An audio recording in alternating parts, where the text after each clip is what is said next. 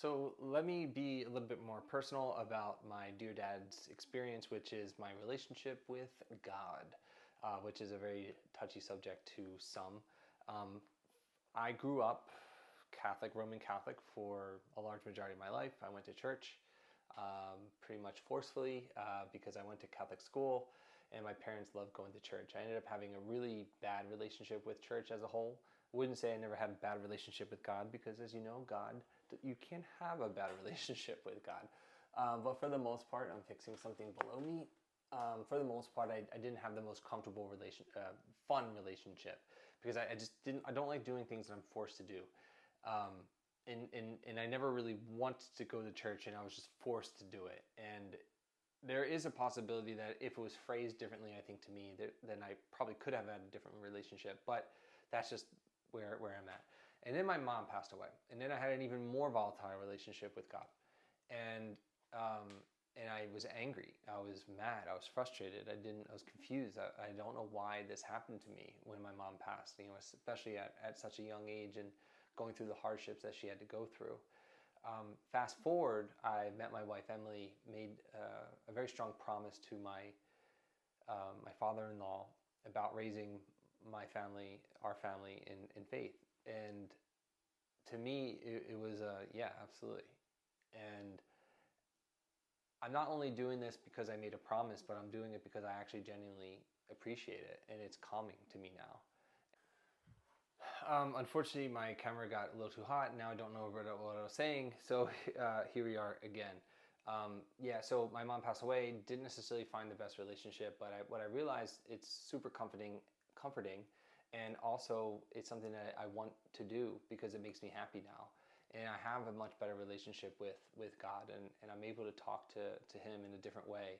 But I'm also want to make sure that my child and children, my family, grow up with that as well.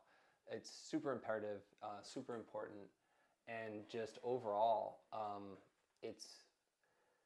it's what I realized. Actually, here's the point. What I realized is that church and having a conversation with God, although it is a personal relationship, it is primarily, again, this is my opinion, primarily dependent on the pastor that is associated, that inspires you with the words of the Lord or of God. And that, I think, was the missing piece. There was never anybody that was inspiring me enough to understand and want to go back to church. And I think if you find a church that has a good pastor, in this case, Luana is one of the most amazing women I've ever met or ever been able to know in the relationship with God, and she's allowed me the ability to have a better relationship. And now I look forward to hearing from her, and I look forward to hearing the word, and I look forward to, it's a different type of church than Roman Catholicism, like Catholic. Yeah, so I don't really have much more time because overheating, but find a pastor, find a church, find something that inspires you. And I hope that that translates over to your family and that you have a more healthier relationship, because I think we all need something. It doesn't have to be God. It could be whatever you want it to be. But I do think that we need a higher power and something that you can bond with your partner.